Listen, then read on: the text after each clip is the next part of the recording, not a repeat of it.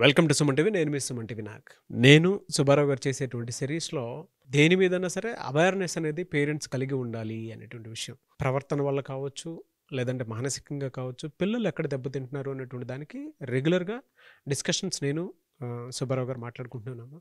అయితే పేరెంట్స్ ఆహారం తీసుకునేటువంటి విషయంలో పిల్లల పట్ల ఎలాంటి జాగ్రత్తలు పాటిస్తే బాగుంటుంది అనుకునేటువంటిది.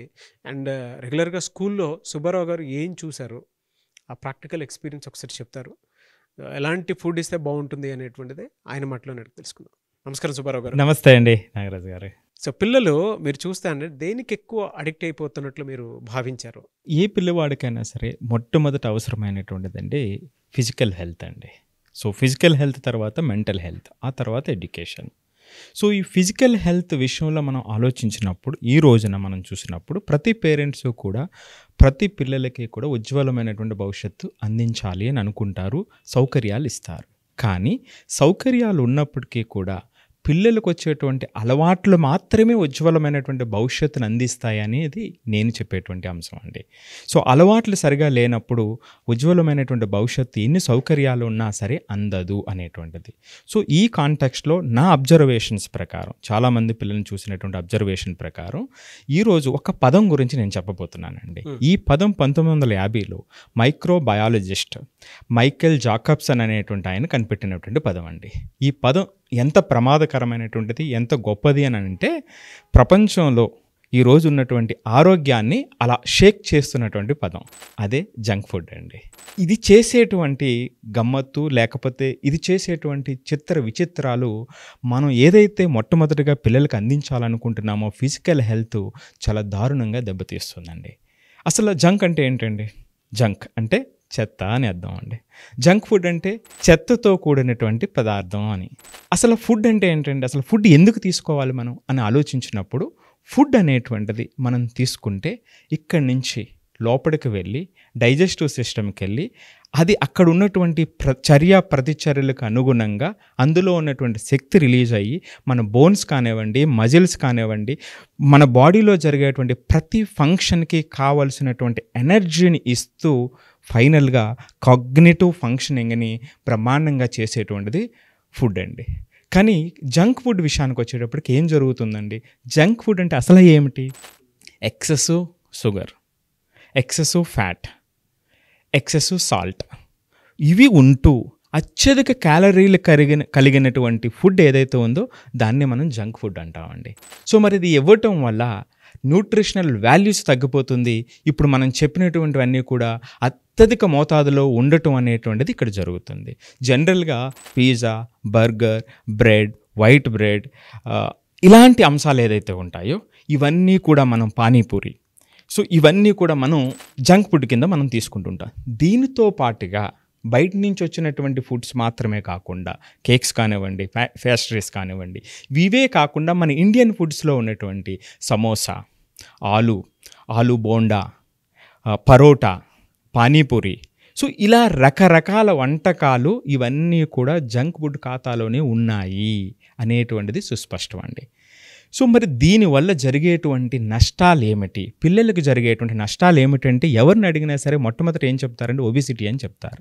ఈ ఒబిసిటీ అనేటువంటిది మొట్టమొదటిగా ముందుగా మనకు కనిపించేటువంటిదండి. కానీ దీని లోపల ఉన్నటువంటి లోతుల్లోకి వెళ్తే కొన్ని అంశాలు మనకు కనిపిస్తాయండి. మొట్టమొదటిది న్యూట్రిషనల్ వాల్యూ చాలా లోగా ఉంటుందండి.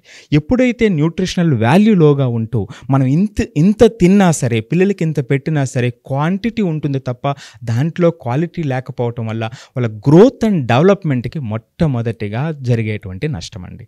రెండోది ఒబిసిటీ కాకుండా తర్వాతది కార్డియోవాస్క్యులర్ ఎఫెక్ట్ జరుగుతుందండి. అంటే హెల్త్ మీద దెబ్బతింటుంది. ఎందుకంటే మనం తీసుకునేటువంటి ఫ్యాట్స్లో బ్యాడ్ కొలెస్ట్రాల్ అనేటువంటిది ఎక్కువగా ఉండటం వల్ల కార్డియోవాస్క్యులర్ ప్రాబ్లమ్స్కి పునాది పడుతుందండి. అక్కడి నుంచి కిందకి వెళ్దామండి. స్టమక్కి వెళ్ళేటప్పటికి డైజెస్టివ్ సిస్టమ్ ఏదైతే ఉంటుందో ఆ డైజెస్టివ్ సిస్టమ్ అనేటువంటిది దెబ్బతింటుంది. ఎందుకు దెబ్బతింటుంది అంటే దీంట్లో ఫైబర్ అనేటువంటిది చాలా తక్కువ ఉంటుంది. ఈ జీర్ణ వ్యవస్థ ఎంతో కష్టపడుతుంది. మనం తీసుకునేటువంటి లోపడేసేసినటువంటి ఫుడ్ దాన్ని జీర్ణం చేయడానికి, దాని నుంచి శక్తిని ఎక్స్ట్రాక్ట్ చేసుకోవడానికి ఎంతో కష్టపడవలసినటువంటి అవసరం ఏర్పడుతుంది. తద్వారా వెంటనే జరిగేటువంటిది ఏమిటంటే అండి కాన్స్టిపేషన్, మలబద్ధకం అనేటువంటిది ఒక ప్రమాదకరం. ఎప్పుడైతే మలబద్ధకం అనేటువంటిది మనం చూస్తూ ఉన్నామో ఆటోమేటిక్గా తర్వాత వచ్చేటువంటి రోగాలన్నీ కూడా ఒక ఆర్డర్లో ఉన్నట్టే, అన్ని క్యూలో ఉంటాయి. ఎందుకంటే లోపల పోవలసినటువంటి చెత్త బయటికి వెళ్ళకపోతే అది క్రియేట్ చేసేటువంటి ఇబ్బంది చాలా ఎక్కువ ఉంటుందండి. మన ఇంట్లో వెజిటేబుల్ వేస్టేజ్ తీసుకుందాము, ఒక 2-3 రోజులు అది బయటకు వెళ్ళలేదు అనుకోండి, ఏమవుతుంది, అదే మరింత ఇబ్బందిని మనకి చేకూరుస్తూ ఉంటుంది. సో అట్లాగే ఇది కూడా. సో మొత్తం టోటల్గా హెల్త్ మీద ఇక్కడ ఇబ్బంది పడేటువంటి అవకాశం ఉంటుందండి.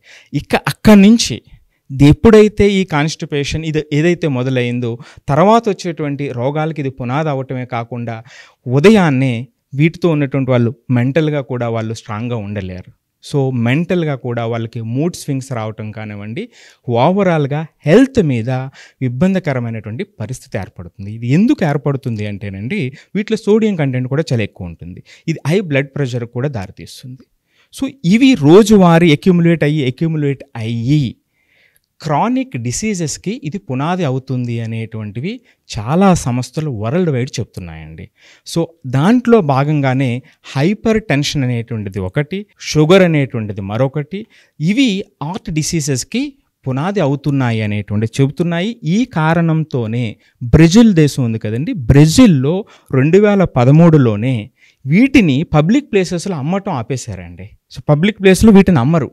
పర్టికులర్లీ డిజిగ్నేటెడ్ ప్లేసెస్ ఏవైతే ఉంటాయో, అంటే మనం ఈ రోజున మద్యం ఎలాగైతే డిజిగ్నేటెడ్ ప్లేస్లో అమ్మాలి అనేటువంటి రూల్స్ ఎట్లాగైతే ఉన్నాయో బ్రెజిల్లో అలాంటి రూల్స్ ఉన్నాయండి. ఇక నార్వే విషయానికి వచ్చినప్పటికీ 16 సంవత్సరాల లోపు పిల్లలకి ఇవి తినిపించడం నిషిద్ధమండి. ఇక మన ఇండియాలోకి వచ్చేటప్పటికి బీహార్ కానివ్వండి, కేరళలో కానివ్వండి, వీటి మీద 14.5% ఎక్స్ట్రా ఛార్జ్ను కూడా వీళ్ళు చేశారనమాట అండి.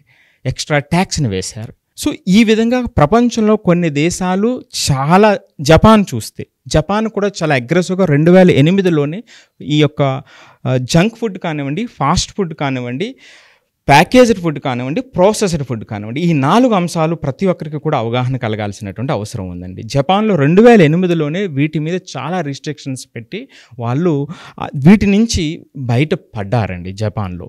సో ఈ విధంగా ప్రపంచవ్యాప్తంగా ఇది ఆరోగ్యాన్ని కబలిస్తున్నటువంటి అంశం. సో దీన్ని జాగ్రత్తగా చూడవలసినటువంటి అవసరం ఎంతైనా ఉంది.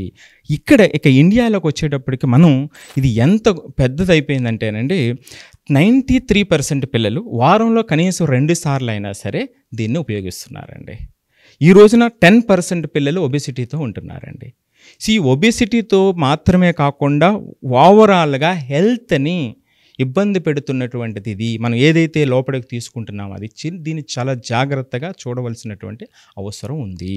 సో మరి ఇది ఎందుకు ఇట్లా జరుగుతుంది, సో ఎందుకు అట్రాక్ట్ అవుతున్నారు అనేటప్పుడు మొట్టమొదటిదండి దీంట్లో ఉన్నటువంటి రుచికరమైనటువంటి పదార్థాలండి. ఇవి టేస్ట్ బడ్స్ అంటాం. చిన్నపిల్లలు మనం చూస్తే షుగర్ తీసుకుంటే వాళ్ళు అసలు కంటిన్యూస్గా మారాం చేసి మరలా కావాలంటారు.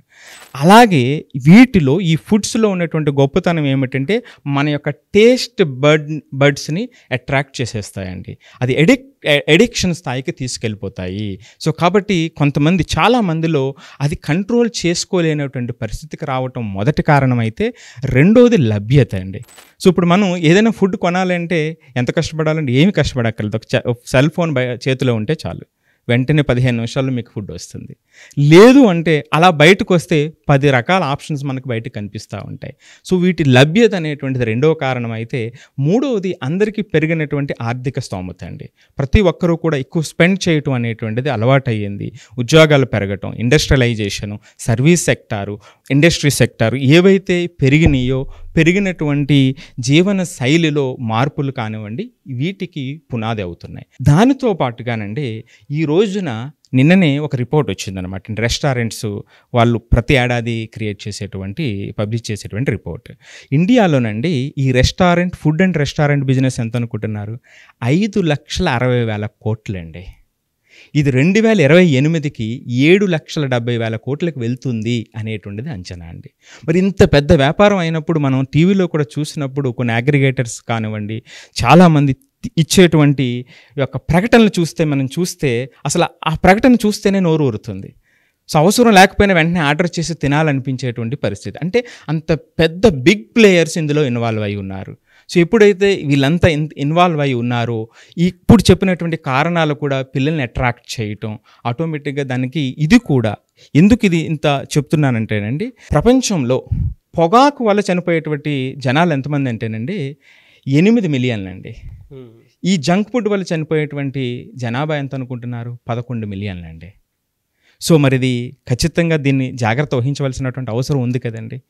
సో ఇంతే ఫిజికల్ హెల్త్ని తద్వారా మెంటల్ హెల్త్ని కూడా ఇబ్బంది పెట్టేటువంటి పరిస్థితి. సో మనం ఏదైతే ఇవ్వాలనుకుంటున్నామో అసలు దాన్నే కొన్ని రోజుల తర్వాత తీసేసేటువంటి అవకాశం ఉంది. సో దీని మీద వెంటనే స్పందించాలి. అంటే ప్రతిసారి కూడా అది ఒక లిమిట్ దాటి వెళ్లకుండా చూడాల్సినటువంటి బాధ్యత ఉంటుందండి. మీరు అలా చెప్తుంటే topic, as a professional dietician, నేను డైటీషియన్ కూడా ఎంఎస్సి ఆంధ్ర యూనివర్సిటీలో చేశాను నేను. అవునండి. అంటే మీరు అలా మాట్లాడుతుంటే నాకు అనిపిస్తుంది అనమాట, చాలా క్లియర్గా చక్కగా చెప్పారు మీరు. మన పిల్లలు తీసుకునేటువంటి ఫుడ్ ఏదైతే ఉంటుందో అది వాళ్ళ బిహేవియర్ మీద పడుతుంది. అంటే మనకు తెలియదు, ఒక కాఫీ తాగితే కెఫీన్ ఎఫెక్ట్ వల్ల ఎనర్జీ ఎక్కువ అవుతుందని చెప్పేసి మనం ఏ విధంగా అయితే ఫీల్ అవుతామో, లేదు అని అంటే జనరల్గా కొంతమంది డ్రింక్ చేసేటువంటి వాళ్ళు డ్రింక్ తీసుకున్న తర్వాత మూడ్ స్వింగ్స్ని బట్టి బిహేవ్ చేస్తారని ఎలా అయితే అనుకుంటూ ఉంటామో, మనం తీసుకునేటువంటి లేదంటే మనం ఇచ్చేటువంటి ఫుడ్ ఇంట్లో ఏదైతే ఉంటుందో దానివల్ల, అంటే రెగ్యులర్గా తీసుకునేటువంటి ఫుడ్ ప్యాటర్న్ వల్ల పిల్లాడి ప్రవర్తన ఆధారపడి ఉంటుంది. జస్ట్ కామన్ సెన్సే మనం మాట్లాడుకుంటే, ఒక మనిషి డ్రింక్ చేస్తే ఏ విధంగా అన్కాన్షియస్ అయిపోతూ ఉంటాడో తీసుకునేటువంటి ఒక్కొక్క డ్రింక్ వల్ల, అలాగే రెగ్యులర్ ఫుడ్ ప్యాటర్న్లో పిల్లలు తీసుకునేటువంటి ఫుడ్ ఏదైతే ఉంటుందో దానివల్ల రాను రాను రోజు కొద్ది చేంజెస్ చాలా జరుగుతాయి. ఎస్పెషల్లీ జంక్ ఫుడ్స్ వల్ల.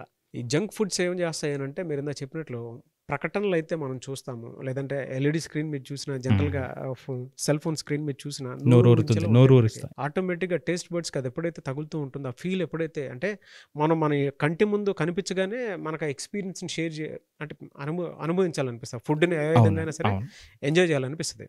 అలా పిల్లలు తయారైపోయి అడిగిందల్లా మీరు కొని పెట్టమో, లేదంటే వాళ్ళకి నచ్చిన ఫుడ్ని సరే మనం ఈ రోజుకి వాడికి ఇది ఇచ్చేస్తున్నాం అనుకుని చెప్పేసి అనుకుంటుంటారు. ఆన్ అన్ యావరేజ్ చూస్తే వీక్లీ 3 times 4 times కనుక మీ పిల్లలు జంక్ ఫుడ్ తింటున్నట్టు మీకు అనిపిస్తే, వాళ్ళ ప్రవర్తనలో మార్పులు కూడా దానికి తగ్గట్టే ఉంటాయి. సో దయచేసి అది గమనించండి. నేను ఎంఎస్సి చేశాను, దానికి సంబంధించినటువంటి సైకాలజీ ఏ విధంగా మారుతుంది, ఫిజియలాజికల్ బాడీ ఏ విధంగా మారుతుంది, తెలియకుండానే పిల్లల్లో ఒబిసిటీ ఎందుకు ఫామ్ అవుతుంది అని అంటే ఇటువంటి వాటి వల్లే. మీకు నిజంగా దీని మీద పార్ట్ 2 కావాలంటే నేను సుబ్బారావు గారు డిస్కస్ చేసి మరీ చేస్తాము. లేదు దీనికి సంబంధించి ఏదైనా డౌట్ ఉన్నా కూడా మీరు అప్రోచ్ అవ్వాలనుకుంటే కూడా స్క్రీన్ మీద కనిపిస్తున్న నెంబర్కి మీరు సంప్రదించవచ్చు. బట్ ఒకటే కామన్ సెన్స్, డ్రింక్ తీసుకున్నప్పుడు మనిషి బిహేవియర్ ఎలా అయితే అన్కాన్షియస్ అయిపోతూ ఉంటుందో, రోజు కొద్దీ ఆన్ అన్ యావరేజ్ వారానికి 3 సార్లు 4 సార్లు మీ పిల్లలు జంక్ ఫుడ్ తీసుకుంటున్నారు అని అంటే దానికి తగ్గట్టే ప్రవర్తన మారిపోతూ ఉంటుంది. సో దయచేసి అది గమనించండి. And anyways thank you so much. Thank you అండి.